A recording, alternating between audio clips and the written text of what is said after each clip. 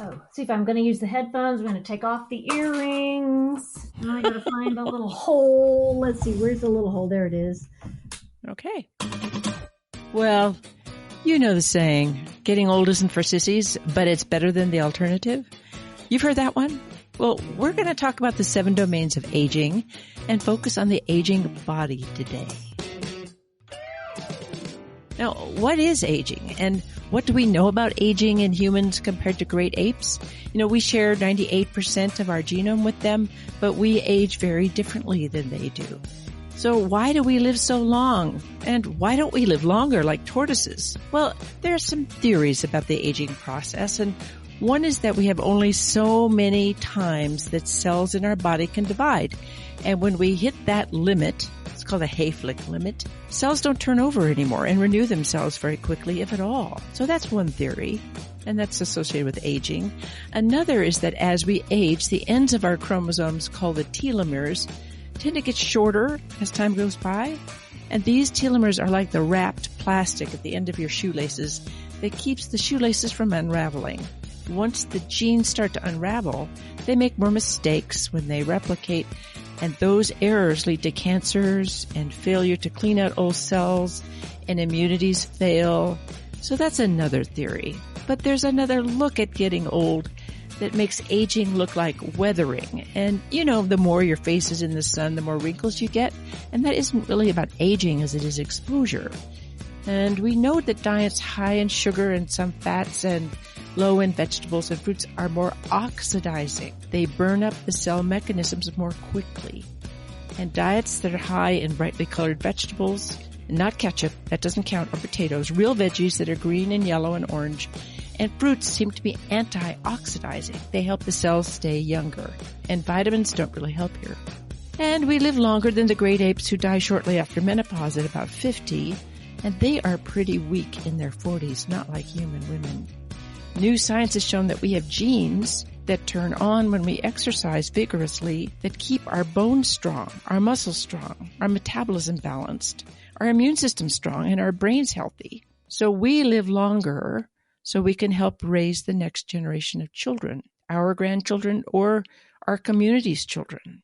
So to help us think about women and aging, we have with us in the virtual scope studio Dr. Karen Miller. Dr. Miller is an OBGYN with special training in geriatrics, and her focus and practice was on the gynecologic care of older women. So thanks for joining us, Karen. Thank you for having me. We're going to start this Karen and Kirtley show. It's going to focus on muscles and bones in the physical domain, and then the lady parts. So let's start with joints. We know that joints, knees are bad ones, and maybe your back joint or your feet. Part of this is aging because seriously, as we get older, things do wear down, but part of it's because we used it a lot. People who've had a lot of accidents and illnesses in terms of their joints tend to have joints that need repair. So what is this about joints? Do you have any thoughts about joints and aging? Well, cartilage, which of course your joint depends on the cartilage where the bone meets the bone, doesn't have a very high cell turnover, so it can't repair itself very well, has very low blood supply. So as the cartilage wears down, our body has less ability to compensate for that. And it is pretty remarkable how many people end up with knee replacements and hip replacements. Right. But that's because they haven't figured out the magic bullet to repair cartilage. But as far as physical aging, there is a magic bullet, and that is called exercise. Nobody really wants to hear that, but that is the magic bullet. So even though the joints do have wear and tear, you can compensate a lot by making sure you use them regularly and strengthen the muscles around them. When women go through menopause, they often complain that they feel older and their joints hurt. And it's probably not necessarily at the mid-50s that they're actually cartilage wearing down, but we do know that estrogen makes tendons and ligaments a little more relaxed. So women who go through estrogen withdrawal may have tighter tendons and they have more sense of tightness when they wake up. But that's not usually a disrepair thing. And it's the kind of thing that also really responds well to exercise. Mm-hmm. Now, we worry about women as they age. This wonderful word called sarcopenia, Yeah. meaning loss of muscle mass. Mm-hmm. Are women destined to lose muscle mass, or?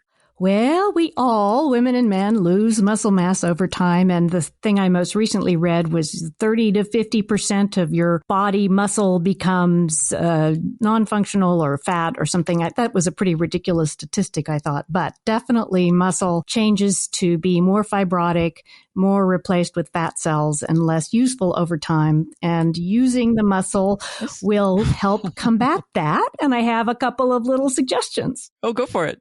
Well, in the physical domain, the important thing for aging are continuing 4 types of exercise: endurance, strength, balance, and flexibility. And one geriatric physical therapist said, we keep our fast twitch muscles pretty well. I mean, our slow twitch muscles pretty well, but we lose a lot of the fast twitch muscles. So he has 85-year-olds skipping. He gets his patients to start skipping because you have that quick rise in the knee and you have to move your arms and legs around quickly. So that kind of activity is actually really helpful. That specifically combats the changes of aging. Oh, you're going to see. The response of all my neighbors is I'm skipping up and down on my street. You know, I'm the oldest woman on the entire street, and here I am skipping up and down. Maybe while I'm pushing my granddaughter's push cart or whatever. Yeah, that'll do it. Okay, so we're going to skip. What else?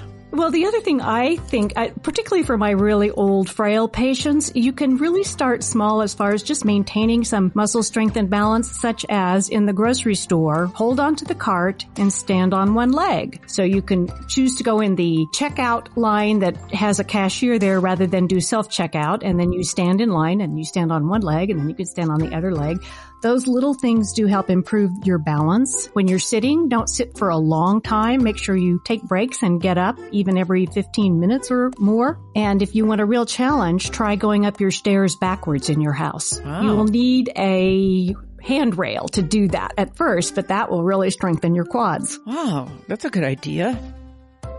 Getting back to some of the science here, that we evolved to live long so we could be the hunter-gatherers to feed our grandchildren. Older women in hunter-gatherer societies gather more calories than they use, and they share it with the kids.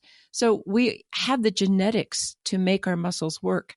And this really amazing science is evolving that when we work our muscles hard as older people in our 70s, it affects our immune system positively, it affects our brain positively, and our metabolism positively, and it helps repair muscle and joints faster.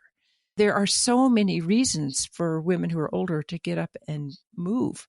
We think about the little old lady who can't get out of the chair. There's a test for frailty, which is the get up and go test. How quickly you can get out of a chair and walk. What is it, 10 feet or something? Usually it's 10 feet, walk around some object or cone and then go back and sit down, yeah. So people who can't do that, it's a prediction for falls, for pneumonias, for poor immune system, for a whole lot of things. Let me just say one more thing about the muscles. As you get really old, increasing your protein is important because geriatricians look at the tea and toast crowd that you just sit around. That's all they have is tea and toast. And what they're missing is the protein. And so as you age, maybe not 60s, but maybe upper 70s, 80s, 90s, you could benefit from some extra protein. Well, let's talk about bones because we think about people who are frail, they break their bones. What about aging in our bones, Karen? Well, we all lose bone mass after our 20s, maybe mid-20s, men and women, and women never reach as high a peak bone mass as men. So as we're all losing, women get to be too thin, have their bones be too thin a little sooner than men usually do. But what really matters is, are you going to fall and are you going to fracture? We know that the astronauts, when they're up in space and aren't moving around very much, they lose bone density just because they're immobile up there. And so staying active with weight bearing helps our bones stay stronger. But you don't know if your bones are thin. So maybe we need to make sure that women are actually getting their bone density measured as they get older. Oh, yes, everyone should. At least by age 65, get your bone density measured. Because you can do something about that. Just as you can do something about your joints in terms of flexibility, and you can do something about your muscles in working them. And there are things that can help your bones stay stronger or not lose so quickly. So it's worthwhile keeping all those things moving and finding out about them. Well, as women age, and I think I put myself in that category, I'd say my least favorite aging organ is my bladder.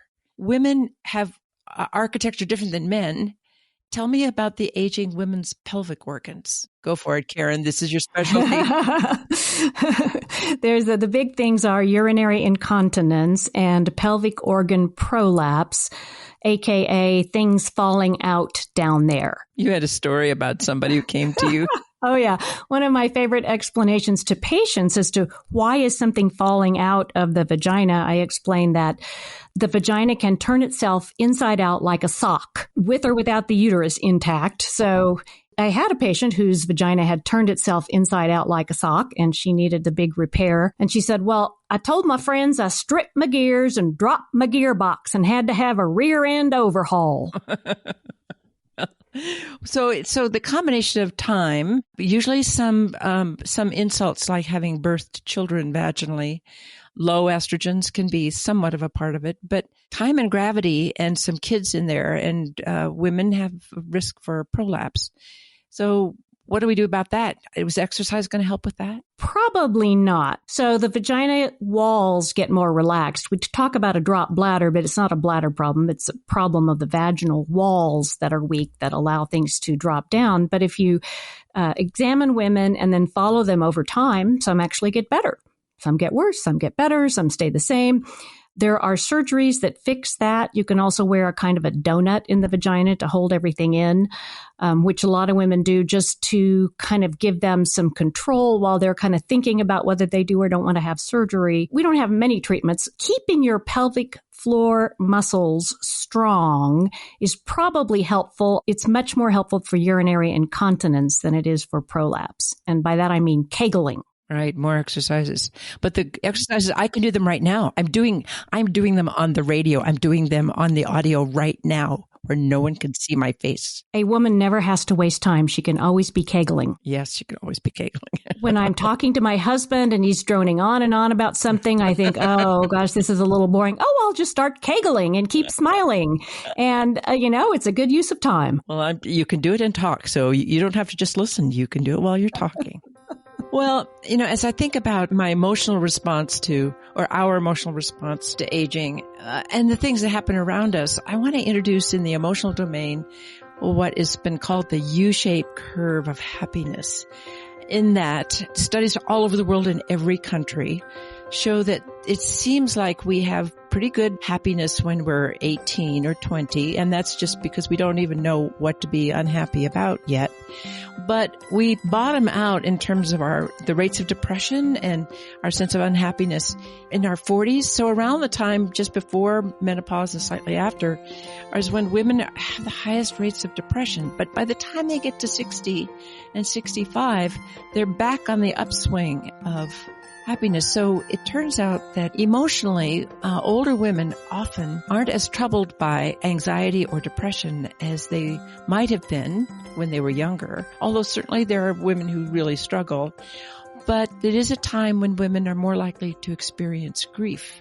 Do you have any thoughts about this, Karen? It's just very difficult. Like you say, depression may be less of an issue, although it is still a pretty big issue in geriatrics. But grief seems to be for everyone. And as you and I have talked about, by the time you live a long time, you have lost something significant in your life. Yeah. You've lost a child or a spouse or an important job or position in the community. I mean, everyone really experiences loss. And it's amazing to me how people come through that so well and deal with their grief, and it doesn't seem to take over their lives. And I just think that's pretty amazing. The concept of wisdom, although there are certainly 20-year-olds who can be wise, but it helps to have lived a little to know what matters. And so what you do learn by the time you're in your mid to late 60s and early 70s is, hopefully what matters, and what you try not to get so worked up about things that don't matter. And I think that's helpful in terms of modulating one's emotional state. You just are better at figuring out things that you really can't control, I think. Yeah.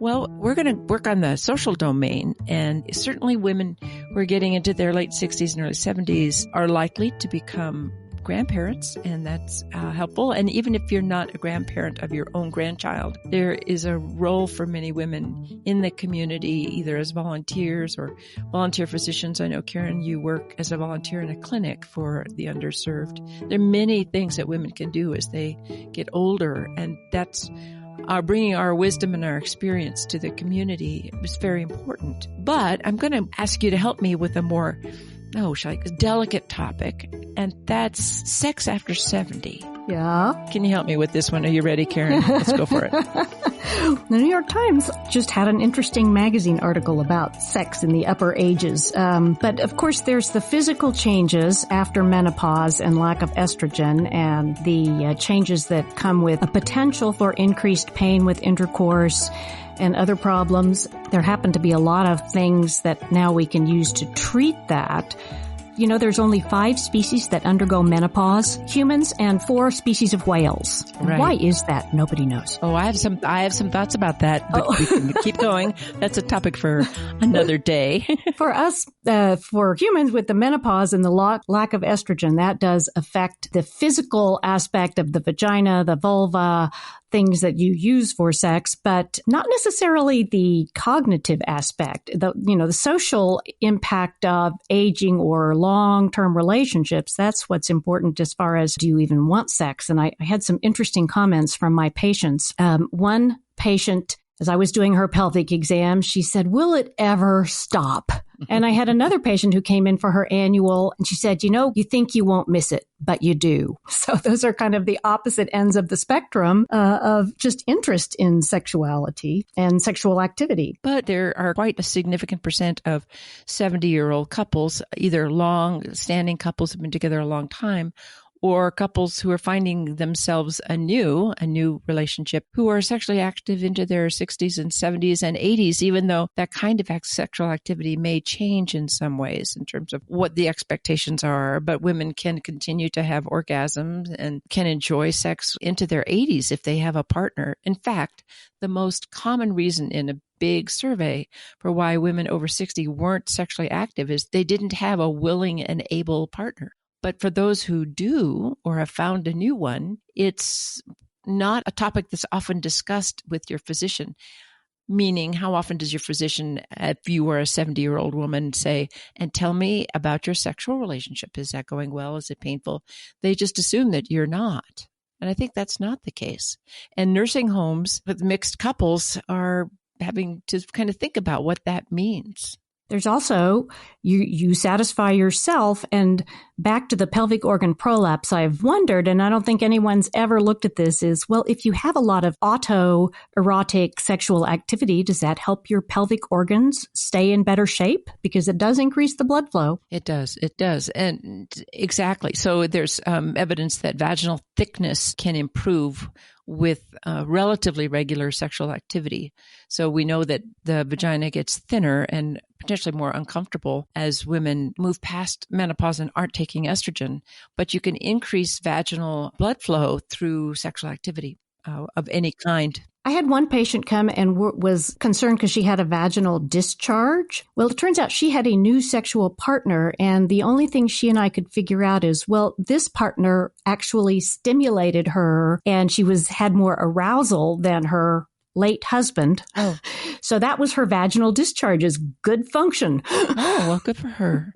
So I think it's, as those of us who may have this part of their life still be important, if we're not comfortable or it's hurting, we should talk to our doctors about it. And for those who are clinicians, I don't think one should assume that their older female patient is not having some very satisfying or wants to be more satisfying sexual activity of some kind. So we should have it as part of our history, because we don't usually. Yeah, they don't bring it up. You need to bring it up. I'll bet you that geriatricians, people who do geriatric medicine, know that older couples are sexually active. Not all older couples, but many. So when I'm thinking about information, this is in terms of the intellectual domain. How do you know where you should get your care? How do you know that there are people who know about aging, your aging body? I think about doses of medications. I mean, there are things that change your metabolism of some medications change. And how do you know if your doctor knows about this stuff? There are not enough geriatricians. There are not enough geriatric trained family doctors or internists, but most family doctors and internists and nurse practitioners have at least some knowledge of the aging person, and some of that information has filtered down to general practice about not over-medicating people. It is nice if you can find a geriatrician or a geriatric nurse practitioner, but there are also 2 websites you can go to. Of course, this means you have to be computer literate, but you can go to these websites. One is put up by the American Geriatric Society, and it's Health in Aging, all together, Healthinaging.org. That's where they give lots of information about aging parts and things to know about. And then the National Institute on Aging, NIA, if you go to nia.nih.gov, they have a lot of health information, and I was just looking there. They also have legal planning, like how do I need to plan for myself or my demented spouse? They have lots of good information. Well, I think there's also some really bad information out there. I'm particularly concerned about the rise of clinics that do anti-aging medicine, which includes injections of hormones or growth hormone or supplements that really have very little data on them. I actually don't think that people are going to be severely harmed by any of these things, but I don't know that they're going to be helped all that much, although the placebo effect is very profound. If you feel like you're doing something and you're changing your diet and maybe exercising more along with taking your supplements, maybe together people can feel a little more youthful and more energized. But I know that there are a lot of clinics and people attend them to have supplements or get injections or something to help them with their aging process. No, I totally agree with you that those are a little sketchy. Mainly it's the ones that cost a lot of money and make promises that are not substantiated. So you can say, well, this estrogen can help you feel better, or this testosterone can help you feel better. And there is the placebo effect, but at least you know if you feel better or not. But if they say this will make you more youthful and make you live longer, you can just, those people don't know what they're talking about because they don't have the studies. Right. As we go to the financial domain, I think about the costs of medical care and the costs of things that probably aren't working all that well, all the supplements that people might choose to take. But I'm more concerned that older women may not have this safety net, or they may not know what safety nets they have. They may not know what their partner, if they have a long-term partner, what financial resources they have as a couple. And they may not know that if they are widowed or divorced, that they have resources. Because some women worked inside the home all their lives and they don't have a pension plan and they don't have a retirement plan. And they may think that they don't have Social Security. There are financial advisors out there. AARP, the Association for Retired Persons, has information and financial counselors that can help people find out what they've got, how they might be able to get a little bit more, and how to work through the Social Security system. And I will say, if you can finally get a Social Security person on the line, you can wait a long time. They are phenomenally helpful. They are so helpful. So be patient. Please be patient. If you've got a question about your finances, Social Security wise, please, they have been terrific. I had someone trying to help me find extra money here, there, and everywhere. And I said, gosh, I think I'm doing okay, but tell me more about that. Yeah, they are so knowledgeable. Yes, that is so true. And also that National Institute on Aging, nia.nih.gov website, they had really interesting vignettes about, well, this person didn't prepare and she struggled with, her husband didn't give her this information and she struggled with these things. They even go so far as to say, what is an important document? They actually give you a list of things that you should find out from your husband, like where the such and such is, and this is an important document, and this is important to keep. So that, or AARP, or it might be good to go to that website and say, these are the things I need, and go to your husband with that. Husband, partner, someone that you've been with a long time, with whom you share your finances. Because I think financial abuse, people as they get older are more, unfortunately, vulnerable to not keeping on top of things or having people offer to manage their money. Maybe it's a family member or maybe it's a partner, and they find themselves in situations which are unfortunate. Or children. That another big one is children abusing their parents financially, taking advantage of their parents financially. So financial abuse is huge for elders.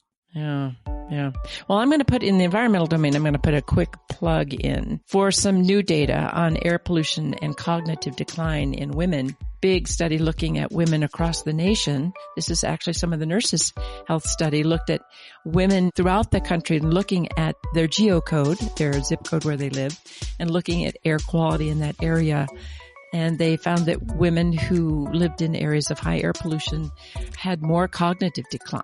And I think for those of us who live in an area that we like to keep as clean as we can, it is keeping grandma's brain as healthy as we can. So it's not just important for young people, but older people as well. I just read an article that showed that not only is air pollution associated with worse cognitive function, but that improving air quality, there was a slower decline in cognitive function. Exactly. So where you live, and keep an eye on the air quality and try to make sure if you're inside your home that you have the best air quality at home by putting in a high quality filter in your furnace if you've got that. If you live in an area that, such as we live in Salt Lake City, where there's a lot of bad air in the summer from fires, you can filter your air inside to keep it healthier with a very simple home filter that's cheap. You can go online to learn about that or get someone to help you make one. As we think about wrapping things up and talk about the spiritual domain, because as you noted, Karen, by the time someone is over 60 to 70, everyone has suffered a loss. And how, as a whole person, do you come to grips with that? Well, I have a pretty funny example of a loss. A patient, she needed a vaginal repair, and I did a hysterectomy, and she was ambivalent about that hysterectomy, but we decided, yeah, we'll go ahead and do it. And then she said her 15-year-old daughter told her, "Mom, my first home is gone." So she was already feeling bad about her hysterectomy. So that's kind of just an example of loss. And your kids always make things so much better for you, don't they? They don't, right? Well, I guess that's well within the spiritual domain. Is your first spiritual home as a person is your mother's womb, and now it's gone. There are, people find their own meaning. And there is a Jackson Browne song that I just love. Some of the lyrics to For a Dancer, and the lyrics are, perhaps a better world is drawing near, just as easily it could all disappear. Perhaps a better world is drawing near, just as easily it could all disappear, along with whatever meaning you might have found. Don't let the uncertainty the world keeps turning around and make a joyful sound. Well, that's a perfect way to wrap that up for us. I think we want people to make a joyful sound as they embrace the fact that it is kind of a use it or lose it. And if you use your spiritual life and use your physical life and your emotional life in a way that works for you, if you can make a joyful sound. So I want to close and thank Karen. Thank you for joining us and adding your perspective and years of knowledge and your care for older women. Thank you. Thank you for the chat about my favorite subject. The aging process is inevitable, but senescence, meaning a decline in function in many domains because you just don't use them, is not inevitable. So here I'm going to close with the 7 domains of the aging body haiku. It's not for sissies, getting old, with grace and style. Plan B's no option.